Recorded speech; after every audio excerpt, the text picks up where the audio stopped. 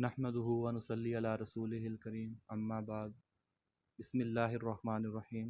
السلام علیکم ناظرین۔ غنیۃ الطالبین شیخ الاسلام شیخ عبد القادر جیلانی رحمۃ اللہ علیہ کی جو مبارک تصنیف ہے اس کو ہم نے سلسلہ وار شروع کیا ہے۔ اسی سلسلے کی ایک اور کڑی آپ کے سامنے پیش خدمت ہے۔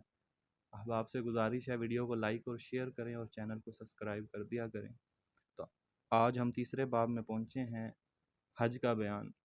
جب کسی مسلمان پر حج کی شرائط پوری ہو جائیں تو اس پر بلا تاخیر حج و عمرہ ادا کرنا فرض ہو جاتا ہے، اور وہ شرائط یہ ہیں کہ اسلام لانے کے ساتھ آزاد ہو، عاقل ہو، بالغ ہو، زاد راہ کی استطاعت رکھتا ہو، راستہ دشمنوں سے پرامن ہو، بیت اللہ تک رسائی ممکن ہو، یعنی اس قدر وقت ہو کہ حج ادا ہو سکے، سواری پر سفر کرنے کے قابل ہو، زاد راہ کے علاوہ اپنے اہل و عیال کو اس قدر نان نفقہ دے سکتا ہو کہ اس کی واپسی تک انہیں کافی ہو، اور ان کی رہائش کا بھی بندوبست کر جائے۔ اگر کوئی قرض ہو تو اس کی ادائیگی کی بھی استطاعت رکھتا ہو، واپسی پر بھی بقدر ضرورت مال، جائیداد، کرایہ اور سامان وغیرہ ہونا چاہیے۔ اگر ان شرائط کو پورا نہ کیا، اہل و عیال کے نفقہ میں کمی کوتاہی کا مرتکب ہوا، یا قرض کی ادائیگی کے بغیر حج کو روانہ ہو گیا، تو وہ گنہگار اور مبغوض ہوگا، اس لیے کہ آپ علیہ الصلاۃ والسلام نے ارشاد فرمایا ہے، آدمی کے لیے یہ گناہ بھی بہت بڑا ہے کہ وہ اپنے زیر کفالت کو ہلاک و برباد کر دے۔ اگر وہ ان تمام شرائط کی تکمیل میں کامیاب ہو گیا تو حج و عمرہ کی ادائیگی کے بعد اس فریضے سے آزاد اور سبکدوش ہو جائے گا۔ میقات احرام۔ جب حج کرنے والا شرعی میقات پر پہنچ جائے،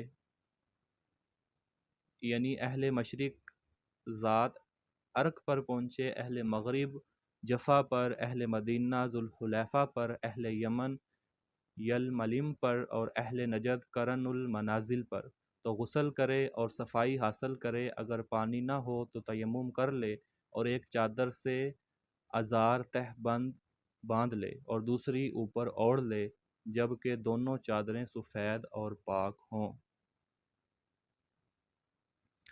اور خوشبو استعمال کرے۔ پھر 2 رکعت نماز نفل ادا کرے اور دل سے احرام کی نیت کر کے احرام باندھ لے۔ پھر اگر افضل حج یعنی حج تمتمہ کا ارادہ ہو تو عمرے کا تلبیہ پکارے، حج افراد کی صورت میں حج کا تلبیہ پکارے، اور حج قران کی صورت میں حج و عمرے دونوں کا تلبیہ پکارے، اور شرط لگاتے ہوئے کہے، اے اللہ، میں عمرہ یا حج دونوں کا ارادہ کرتا ہوں، بس میرے لیے آسانی فرما اور میرا یہ عمل قبول فرما، اور میرا احرام وہاں ختم ہوگا جہاں تو نے مجھے روک دیا۔ اور تلبیہ اس طرح کہا جائے، لبیک اللہم لبیک لا شریک لبیک ان الحمد والنعمت والملک لا شریک۔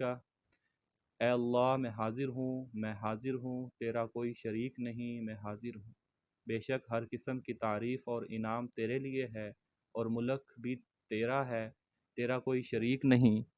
حاجی یہ تلبیہ بآواز بلند پکارے، احرام باندھنے کے بعد اور پنجگانہ نمازوں کے بعد پکارے، دن رات کے شروع ہوتے وقت اور رفقا کے ساتھ ملاقات کے وقت بھی پکارے، نشیب و فراز پر چڑھتے اترتے، دوسروں کا تلبیہ سنتے ہوئے، اور حرم کی مسجد اور مقامات پر بھی یہ تلبیہ پکارے۔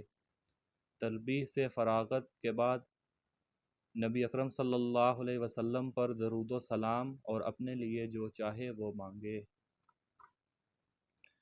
محرم کے لیے شرائط۔ حاجی احرام میں سر نہ ڈھانپے، سلا ہوا کپڑا نہ پہنے، موزے نہ پہنے۔ اگر اس نے خلاف ورزی کی تو 1 بکری خون دینا پڑے گی۔ اگر اس کے پاس تہبند اور جوتا نہیں تو سلا ہوا کپڑا، شلوار اور موزے پہن سکتا ہے۔ اپنے بدن اور کپڑوں پر کسی طرح کی خوشبو استعمال نہ کرے۔ اگر جان بوجھ کر خوشبو استعمال کی تو اسے دھو ڈالے اور 1 بکری قربانی دے۔ اسی طرح اپنے ناخن اور سر کے بال نہ کاٹے اگر اس نے 3 ناخن تراشے یا سر اور بدن اسی طرح اپنے ناخن اور سر کے بال نہ کاٹے اگر اس نے 3 ناخن تراشے یا سر اور بدن سے 3 بال مونڈے تو 1 بکری دینا ہوگی۔ اگر 3 سے کم کا ارتکاب کیا تو ہر ناخن اور ہر بال کے بدلے 1 مد طعام صدقہ کرے۔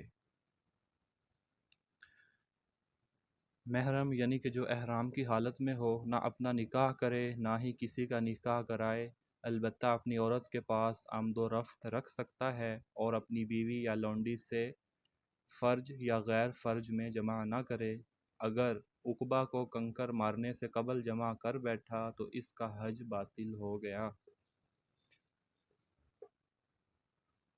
محرم یعنی احرام والا منی نہ نکالے، عورت کی طرف تانک جھانک نہ کرتا رہے۔ اگر اس نے عورتوں کو دیکھا اور انزال ہو گیا تو اس پر 1 بکری کا کفارہ لازم آئے گا۔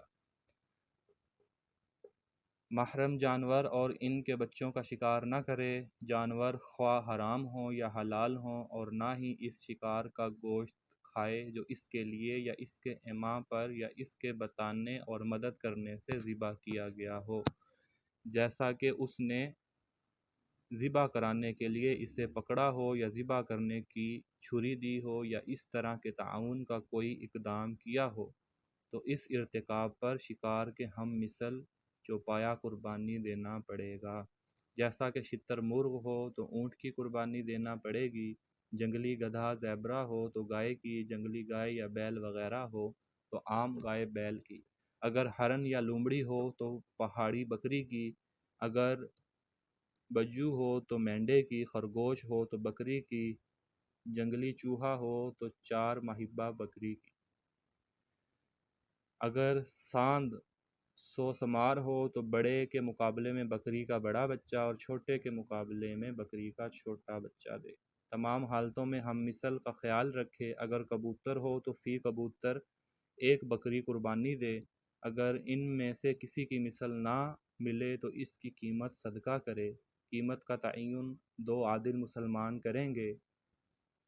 محرم پالتو جانوروں کو ذبح کر سکتا ہے اور ان کا گوشت بھی کھا سکتا ہے، اور نقصان دہ جانوروں کو قتل کر سکتا ہے، جیسے سانپ، بچھو، کاٹنے والا کتا، درندہ، شیر، چیتا، بھیڑیا، تیوندا، نیولا، ابلک، کوا، چیل اور اس سے ملتے جلتے پرندے، بھیڑ، مچھر، پسو، چچڑی، کرگٹ، مکھی اور تمام حشرات الارض۔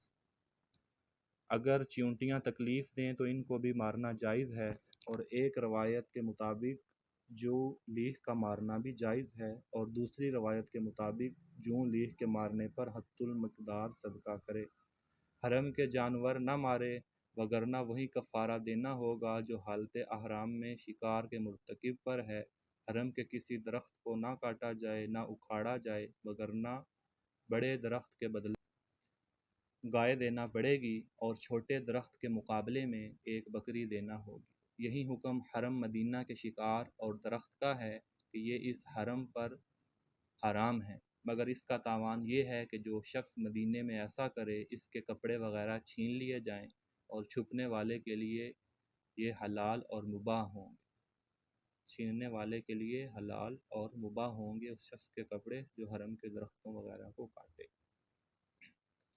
مکہ کی طرف اگر حاجی کے پاس اتنا وقت ہو کہ وہ یوم عرفہ 9 ذی الحجہ سے چند دن پہلے ہی مکہ پہنچ سکتا ہے تو اس کے لیے مستحب ہے کہ وہ اچھی طرح غسل کرے اور بلندی والے راستے سے مکہ میں داخل ہو، مسجد حرام کے پاس پہنچ جائے تو باب بنو شیبہ سے اندر داخل ہو، بیت اللہ کو دیکھتے ہی ہاتھ اٹھا کر یہ دعا مانگے: اللہم انک انت السلام ومنک السلام حینا ربنا بالسلام اللہم زد ھذا البیت تعظیما و تشریفا و تکریما۔ اے اللہ، بے شک تو تمام نقائص سے مبرہ ہے اور تو ہی سلامتی دینے والا ہے، یا رب ہمیں سلامتی کے ساتھ زندہ رکھ۔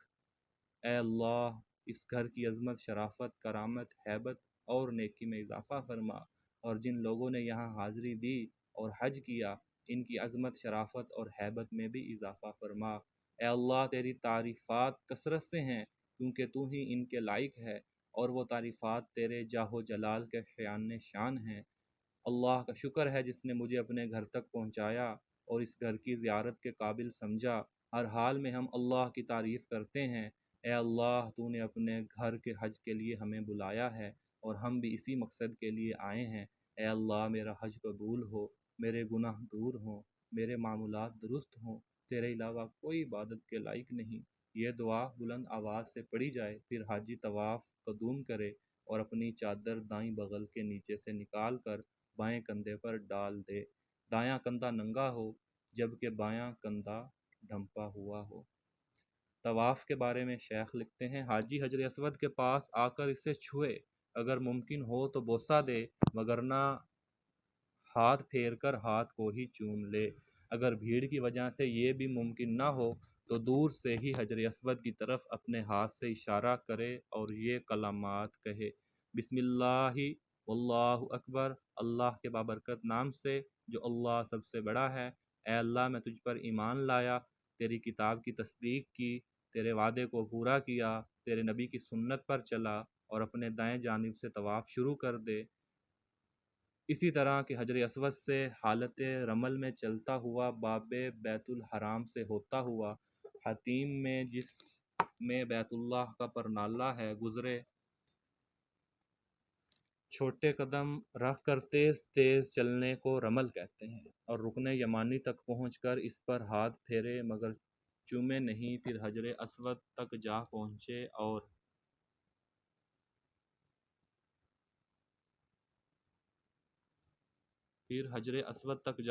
اور ایک طواف کا چکر گن لے، اسی طرح دوسرا اور تیسرا چکر پورا کرے اور یہ دعا پڑھتا رہے، اللہم اجعلہ حجا مبرورا وسعیا مشکورا وذبابا مغفورا۔ اے اللہ، میرا حج قبول فرما، میری کوشش قبول فرما اور میرے گناہ معاف فرما۔ باقی 4 چکروں میں آہستہ آہستہ چھوٹے قدموں کے ساتھ عام چال اختیار کرے اور یہ دعا پڑھتا رہے، رب اغفر وارحم واعف عنا تعلم وانت العظم الاکرم اللہم ربنا آتنا فی الدنیا حسنۃ وفی الآخرۃ حسنۃ وقنا عذاب النار۔ حاجی کو چاہیے کہ وہ طواف کا ارادہ کرتے وقت باوضو ہو، نجاستوں سے پاک ہو، ستر ڈھمپا ہوا ہو، کیونکہ نبی اکرم صلی اللہ علیہ وسلم نے ارشاد فرمایا، بیت اللہ کا طواف نماز ہے، مگر اللہ نے اس طواف میں تمہارے لیے کلام کو مباح رکھا ہے۔ طواف سے فارغ ہونے کے بعد مقام ابراہیم کے پیچھے 2 مختصر رکعتیں ادا کرے۔ پہلی رکعت میں فاتحہ کے بعد قل یا ایھا الکافرون اور دوسری میں قل ھو اللہ پڑھے، پھر حجر اسود کے پاس آ کر استعلام کرے۔ صفا مروہ کی سعی، پھر باب صفا سے نکل کر کوہ صفا پر جائے اور اس پر اس قدر چڑھے کہ بیت اللہ نظر آنے لگے، پھر 3 تکبیریں کہے اور یہ دعا پڑھے، الحمدللہ علی ما ھدانا لا الہ الا وحدہ لا شریک لہ صدق وعدہ ونصر عبدہ وہزم الاحزاب وحدہ لا الہ الا اللہ ولا نعبد الا ایہ مخلصین لہ الدین ولو کرہ الکافرون۔ یہ دعا پڑھے۔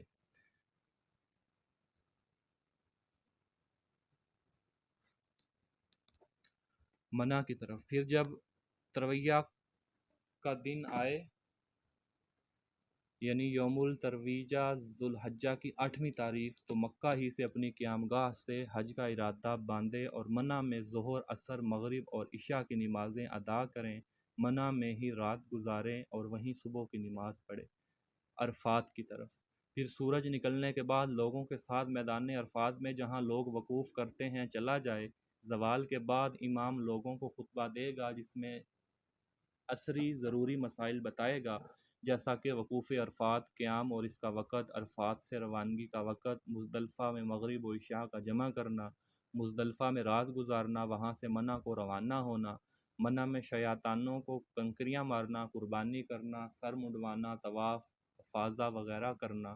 غرض کہ امام یہ تمام مسائل بتائے گا، حاجی کو چاہیے کہ وہ امام کے قریب ہو اور پوری توجہ سے مسائل سنے اور یاد رکھے، پھر امام کے ساتھ ظہر و عصر 2 اقامتوں کے ساتھ اکٹھی ادا کرے، پھر جبل رحمت، جبل صحرات کی طرف امام کے قریب جائے اور قبلہ رو ہو کر کھڑا ہو جائے اور پوری تندوہی توجہ انہماک کے ساتھ دعا اور حمد و ثنا میں مشغول ہو جائے۔ میدان عرفات میں دعا۔ حاجی کو چاہیے کہ وہ کثرت کے ساتھ مندرجہ ذیل دعائیں کرے۔ اللہ کے علاوہ کوئی معبود حقیقی نہیں، وہ اکیلا ہے، اس کا کوئی شریک نہیں، اسی کے لیے ساری بادشاہی، اسی کے لیے ہر طرح کی تعریف، وہ زندگی اور موت کا مالک، خود زندہ ہے، موت سے مبرہ ہے، اسی کے ہاتھ میں ساری بھلائیاں اور وہ ہر چیز پر قادر ہے۔ اے اللہ میرے دل میں نور پیدا کر دے، میری آنکھوں اور میرے کانوں میں نور پیدا کر دے، میرا کام آسان فرما۔ اگر حاجی کو دن کے وقت امام کے ساتھ قیام نہ مل سکے تو 10ویں تاریخ کے صبح صادق سے پہلے جب کہ امام عرفات سے مزدلفہ کی طرف روانہ ہو چکا ہو، مزدلفہ پہنچ کر امام سے جا ملے تو اس نے وقوف پا لیا، علاوہ ازیں اس کا حج فوت ہو جائے گا۔ میدان عرفات سے مزدلفہ کی طرف واپسی پر حاجی کو امام کے ساتھ نہایت وقار اور اطمینان کے ساتھ روانہ ہونا چاہیے، پھر مزدلفہ پہنچ کر امام کے ساتھ مغرب و عشاء جمع کر کے ادا کرے، اگر جماعت نکل جائے تو اکیلا ہی پڑھ لے، پھر اپنی سواری کھول دے اور مزدلفہ میں رات گزارے، اور یہیں سے شیطان کو مارنے کے لیے کنکر اٹھا کر لے جائے یا جہاں سے آسانی سے مل سکیں۔ کنکروں کی تعداد 70 ہو، یہ اندازہ رکھے کہ ہر کنکر چننے سے بڑا اور اخروٹ سے چھوٹا کنکر ہو۔ کنکر دھو لے تو مستحب ہے۔ پھر مزدلفہ میں فجر کی نماز صبح صادق پھوٹتے ہی اندھیرے میں پڑھ لے، پھر مشعر حرام مقام پر آئے، وہاں رکے اور کثرت سے سبحان اللہ والحمد للہ ولا الہ الا اللہ واللہ اکبر کا ورد کرے اور خوب دعائیں مانگے، اور بہترین دعا یہ ہے: اے اللہ جس طرح تو نے ہمیں یہاں وقوف کرنے کی توفیق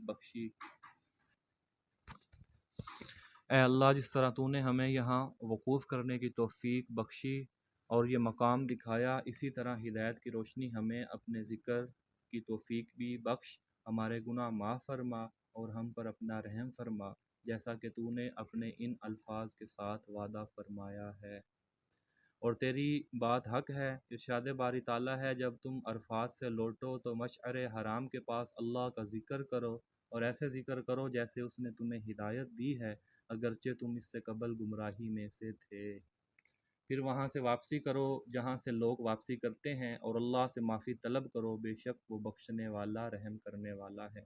اور جب خوب دن روشن ہو جائے تو منع کی طرف لوٹے سورج نکلنے سے پہلے، اور وادی محصر سے تیزی سے گزرے، جب منع میں پہنچ جائے تو جمرہ عقیبہ کو 7 کنکریاں مارے، اور ہر کنکر پر اپنے ہاتھ اتنے بلند کرے کہ بغلوں کی سفیدی نظر آئے، اور ساتھ اللہ اکبر بھی کہے۔ آپ صلی اللہ علیہ وسلم سے اسی طرح منقول ہے، اور پہلے کنکر پر ہی تلبیہ ختم کر دے، اور رمی کا وقت طلوع شمس سے لے کر زوال سے پہلے تک ہے، البتہ ایام تشریق میں رمی زوال کے بعد کرے۔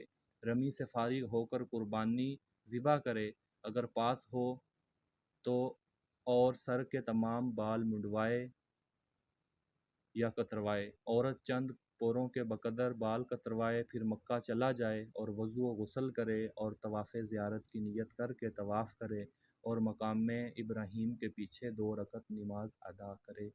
پھر اگر چاہے تو صفا مروہ کی سعی کرے، کیونکہ طواف قدوم میں یہ سعی ہو چکی اور اب ضروری نہیں، اب احرام کھول کر حلال ہو جائے، اور اس کے لیے ہر وہ چیز حلال ہے جو احرام میں منع تھی۔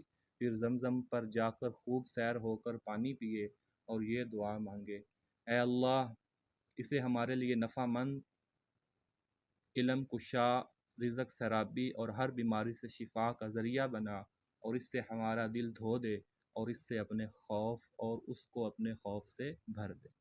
پھر منع کو لوٹ جائے اور وہاں 3 راتیں بسر کرے، اور ایام تشریق میں ہمارے ذکر کردہ طریقوں کے مطابق روزانہ تینوں شیطانوں پر 7 کنکریاں مارے۔ ابتدا جمرہ اولا سے کرے جو مسجد خفیف کے قریب ہے اور مکہ میں باقی جمرات سے دور ہے۔ حاجی جمرہ اولا کو بائیں طرف کرے اور قبلہ رو ہو کر کھڑا ہو، رمی سے فارغ ہو کر تھوڑا آگے بڑھ جائے تاکہ دوسروں کے کنکروں سے محفوظ رہے، اگر ممکن ہو تو اتنی دیر کھڑا ہو کر دعائیں کرے جتنی دیر سورہ بقرہ کی تلاوت میں لگتی ہے۔ پھر درمیانی جمرے کو کنکر مارے اور جمرے کو داہنی جانب رکھتے ہوئے قبلہ رخ ہو کر کھڑا ہو اور حسب سابق یہاں بھی دعائیں مانگے، پھر آخری جمرہ کو داہنی جانب رکھتے ہوئے کنکری مارے۔ یہ جمرہ عقبہ کہلاتا ہے۔ اس مرتبہ بھی حاجی قبلہ رخ ہو لیکن یہاں وقوف نہ کرے، پھر دوسرے اور تیسرے دن بھی اسی طرح جمرات شیطانوں کو کنکر مارے۔ اگر تیسرے دن کنکر مارے بغیر جلدی کرتے ہوئے منع سے نکلنا چاہے تو بکریا کنکر زمین میں دفن کرے اور مکہ کے لیے روانہ ہو جائے، اور مکہ پہنچ کر ظہر، عصر، مغرب، عشاء تمام نمازیں ادا کرے، کچھ دیر سستا لے، پھر مکہ میں داخل ہو جائے، اور چاہے تو مکہ میں اقامت اختیار کرے، چاہے تو اس کے گرد و نواح جیسا زہران، ابہت وغیرہ میں قیام کرے، اور جب بیت اللہ میں داخل ہونے کا ارادہ ہو تو ننگے پاؤں داخل ہو کر اس میں نوافل ادا کرے اور خوب سیر ہو کر آب زمزم پیے۔ آب زمزم پیتے وقت علم، بخشش اور رضا الہی کی نیت کرے، کیونکہ آپ نے ارشاد فرمایا آب زمزم اس چیز کے لیے ہے جس کے لیے پیا جائے، اور کعبے کی طرف اپنی نگاہ اور توجہ کثرت سے کرے، کیونکہ احادیث کے مطابق رویت بیت اللہ عبادت ہے۔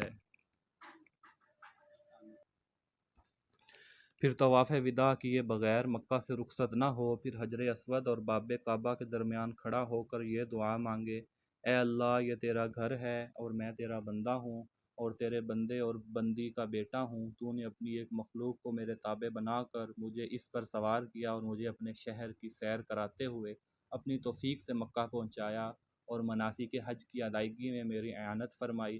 پھر اگر تو مجھ سے راضی ہو تو میں اپنی رضا میں اور اضافہ فرما، اور اگر تو مجھ سے راضی نہیں تو میری یہاں سے واپسی سے پہلے مجھ سے راضی ہو جا۔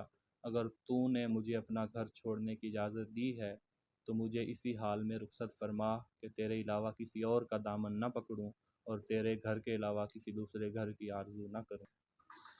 اے اللہ، میرے بدن کو عافیت دے، جسم کو تندرستی دے، اور میرے دین میں پاکیزگی پیدا فرما، اور میری واپسی اچھی بنا، اور جب تک زندہ رکھے اپنی طاقت پر قائم رکھنا، اور میرے لیے دنیا و آخرت کی تمام سعادتیں جمع فرما دے، بے شک تو ہر چیز پر قادر ہے۔ اس کے علاوہ بھی دنیا و آخرت کی بھلائی کی دعا مانگنا مستحب ہے۔ اس کے بعد نبی اکرم صلی اللہ علیہ وسلم پر درود و سلام بھیجے اور طواف وداع کے بعد مکہ میں قیام نہ کرے، وگرنہ طواف لوٹانا پڑے گا یا ایک بکری ذبح کرنا ہوگی۔ اگر وقت کم ہو، اگر مکہ معظمہ ایسے وقت پہنچے کہ قلت وقت کی وجہ سے وقوف عرفات کے فوت ہو جانے کا خدشہ ہو تو مقررہ میقات سے احرام باندھ کر سیدھا میدان عرفات پہنچ جائے، اور عرفات سے غروب آفتاب کے بعد مزدلفہ پہنچ کر رات بسر کرے، پھر منی میں رمی کرے، پھر جب مکہ جائے تو 2 طواف کر لے۔ پہلے طواف میں طواف قدوم کی نیت کرے، دوسرے میں طواف زیارت کی نیت کرے، پھر صفا مروہ کی سعی کرے۔ سعی کے بعد اس کے لیے ہر چیز حلال ہو جائے گی۔ پھر 3 دن منی میں جمرات کو کنکریاں مارے اور تمام اعمال اسی طرح انجام دے جس طرح پیچھے ذکر کیا گیا۔ عمرے کا طریقہ یہ ہے کہ بیان کردہ شرعی میقات سے غسل کر کے اور خوشبو استعمال کر کے احرام باندھ لے اور 2 رکعت نوافل ادا کرے، پھر بیت اللہ کا طواف کرے، صفا مروہ کی سعی کرے اور بال منڈوا لے یا کتروا لے۔ اگر قربانی نہیں لایا تو احرام کھول کر حلال ہو جائے۔ اگر عمرہ کرنے والا مکہ میں ہو تو مقام تنعیم جا کر احرام باندھے اور اسی طرح باقی مناسک عمرہ ادا کرے۔ جمع حج کو باطل کر دیتا ہے۔ جمع حج کو باطل کر دیتا ہے بشرطے کہ فرج یا غیر فرج میں انزال کیا جائے۔ ارکان حج: حج کے 4 ارکان ہیں: میقات سے احرام باندھنا پہلا، دوسرا عرفات میں قیام کرنا، تیسرا طواف زیارت کرنا، چوتھا صفا مروہ کی سعی کرنا۔ شیخ یعنی امام احمد بن حنبل رحمۃ اللہ علیہ سے یہ بھی مروی ہے کہ حج کے صرف 2 ارکان ہیں: عرفات کا قیام، بیت اللہ کا طواف، لیکن صحیح پہلے والی بات ہے۔ اگر ان ارکان میں سے کوئی رکن چھوٹ جائے تو حج ناقص ہوگا اور اس کی دوبارہ قضائی ضروری ہے۔ اسی سال کر لے یا آئندہ سال احرام باندھ کر آئے، لیکن دم دینے سے تلافی نہ ہوگی۔ واجبات حج: حج میں 5 چیزیں واجب ہیں: مزدلفہ میں آدھی رات کے بعد والی رات بسر کرنا، منی میں رات بسر کرنا، جمرات کو کنکر مارنا، سر منڈوانا، طواف وداع کرنا۔ اگر کوئی واجب رہ گیا تو اس کی تلافی دم خون دینے سے ہو جائے گی، جس طرح ہم بتا چکے ہیں کہ اگر نماز میں جب کوئی واجب رہ جائے تو اس کی تلافی سجدہ سہو سے ہو جاتی ہے۔ سنن حج، حج کی سنتیں۔ حج کی 15 سنتیں ہیں۔ نمبر 1، احرام کے لیے مکہ میں داخلے کے لیے، عرفات میں قیام کے لیے، مزدلفہ میں شب بسری کے لیے، ایام منی میں جمرات کی رمی کے لیے، طواف زیارت کے لیے، طواف وداع کے لیے غسل کرنا۔ نمبر 2، طواف قدوم۔ نمبر 3، رمل۔ نمبر 4، طواف و سعی میں استباع کرنا۔ نمبر 5، وقت طواف سعی کرنا۔ نمبر 6، رکن یمانی اور حجر اسود کو استلام کرنا۔ نمبر 7، حجر اسود کو چومنا۔ نمبر 8، صفا و مروہ پر چڑھنا۔ نمبر 9، منی میں 3 راتیں گزارنا۔ نمبر 10، مشعر الحرام پر وقوف کرنا۔ نمبر 11، تینوں جمرات پر وقوف کرنا۔ نمبر 12، خطبہ و ذکر۔ نمبر 13، مقامات میں سعی میں سخت سعی کرنا۔ نمبر 14، چلنے والی جگہ پر چلنا۔ نمبر 15، طواف کے بعد 2 رکعت نماز۔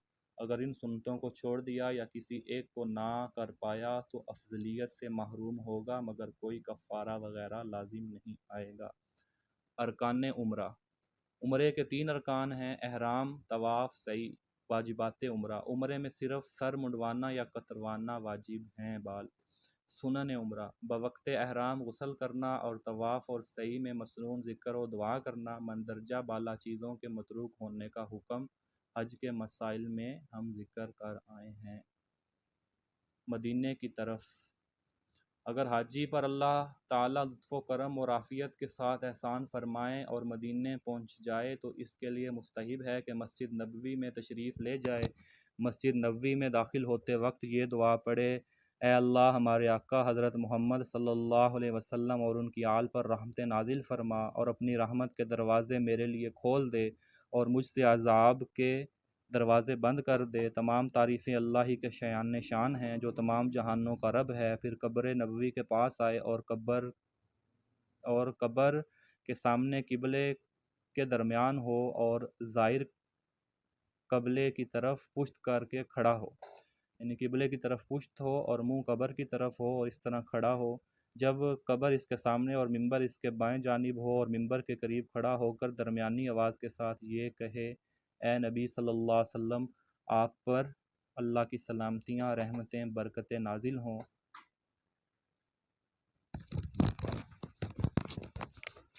اے نبی، آپ پر اللہ کی سلامتیاں، رحمتیں اور برکتیں نازل ہوں۔ اے اللہ، محمد صلی اللہ علیہ وسلم اور آپ کی آل پر رحمتیں برسا، جس طرح تو نے ابراہیم پر رحمتیں برسائیں، بے شک تو ہی تعریف اور تکریم کے لائق ہے۔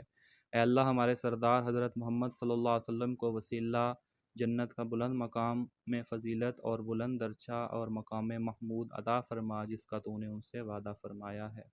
اے اللہ، ارواح میں سے روح محمد پر رحمتیں نازل فرما صلی اللہ علیہ وسلم، اور اجسام میں سے بھی جسم محمد صلی اللہ علیہ وسلم پر رحمتیں برسا، جیسا کہ نبی صلی اللہ علیہ وسلم آپ کا پیغام اسلام پہنچایا اور آیات پڑھ پڑھ کر لوگوں کو سنائی اور علل اعلان تیرے دین کا نام لیا اور تیرے راستے میں جد و جہد کی، دنیا کو تیری فرما برداری کا حکم دیا، نافرمانیوں سے منع کیا، تیرے دشمنوں سے نفرت اور تیرے دوستوں سے محبت رکھی اور موت تک تیری بندگی میں مصروف رہے۔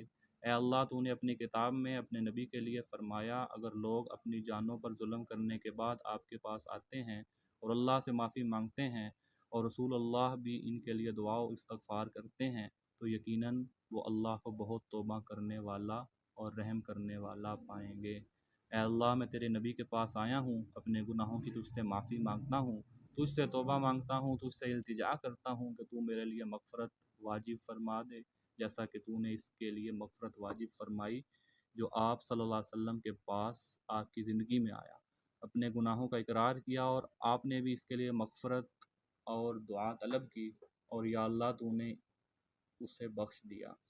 اے اللہ، میں تیری رحمت تیری طرف نبی کے ذریعے متوجہ ہوتا ہوں جو رحمت والے نبی ہیں۔ اے اللہ کے رسول، میں آپ کے ذریعے اپنے رب کی طرف متوجہ ہوتا ہوں تاکہ میرا رب میرے گناہ بخش دے۔ اے اللہ، میں تجھ سے نبی صلی اللہ علیہ وسلم کے حق کے ساتھ التجا کرتا ہوں کہ تو مجھے بخش دے اور مجھ پر رحم فرما۔ اے اللہ، محمد صلی اللہ علیہ وسلم کو سب سے پہلا سفارسی شفیع بنا، سب سے پہلا کامیاب سائل بنا، اگر پچھلے تمام لوگوں سے زیادہ معزز بنا۔ اے اللہ، جس طرح ہم بلا دیکھے تجھ پر ایمان لائے اور بلا ملے تیرے نبی کی تصدیق کی، اسی طرح تو ہمیں نبی والے مقام میں داخل فرما اور آپ کی جماعت کے ساتھ ہمیں اٹھا اور آپ کے حوض کوثر پر پہنچا اور آپ کے جام کوثر سے ایسا مشروب پلا جو سیراب کن، خوشگوار اور بابرکت ہو، جسے پی کر ہمیں پیاس کی حاجت نہ رہے اور ہم رسوا نہ ہوں، نہ غدار بنے، نہ مرتد بنے، نہ منکر بنے، نہ مطرود بنے، نہ ہم پر عذاب ہو اور نہ ہم گمراہ بنے، اور ہمیں بھی آپ کی شفاعت کے حق داروں کی فہرست میں فرما۔ پھر اپنے دائیں جانب سے قدرے آگے بڑھ کر یہ کہے، اے رسول اللہ صلی اللہ علیہ وسلم کے دو صحابیوں، تم دونوں پر بھی اللہ کی سلامتیاں، رحمتیں اور برکتیں نازل ہوں۔ اے ابو بکر تجھ پر سلام، اے عمر تجھ پر سلام۔ اے اللہ، ان دونوں کو نبی اور اسلام کی طرف سے جزا عطا فرما۔ ارشاد باری تعالیٰ ہے، ہماری بخشش اور ہمارا ان مسلمان بھائیوں کو بھی بخش دے، اور جو ایمان میں ہم پر سبقت لے گئے، اور ہمارے دلوں میں اہل ایمان کے لیے کینہ بغض پیدا نہ کر۔ اے ہمارے رب، بے شک تو رحم کرنے والا اور مہربانی کرنے والا ہے۔ پھر 2 رکعت نماز ادا کر کے بیٹھ جائے۔ زائر کے لیے مستحب ہے کہ وہ قبر ممبر رسول کے درمیان جو قطع جنت ہے، اس میں نماز پڑھے۔ اگر تبرکن ممبر پر ہاتھ پھیرنا چاہے تو کوئی حرج نہیں۔ مسجد قباء میں نماز پڑھنا بھی مستحب ہے، اور شہدائے احد کی قبروں کی زیارت بھی مستحب ہے۔ وہاں جا کر خوب دعائیں مانگے۔ پھر جب مدینے سے لوٹنا چاہیں تو مسجد نبوی میں آ کر قبر کی طرف بڑھ کر رسول اللہ صلی اللہ علیہ وسلم کو پہلی طرح سلام کرے اور آپ کو الوداع کہے۔ حضرت ابوبکر و عمر کو بھی سلام کرے، پھر یہ دعا مانگے کہ اے اللہ، تیرے نبی کی قبر کی زیارت میری آخری زیارت نہ ہو، اور مجھے آپ کی محبت اور سنت پر موت دے۔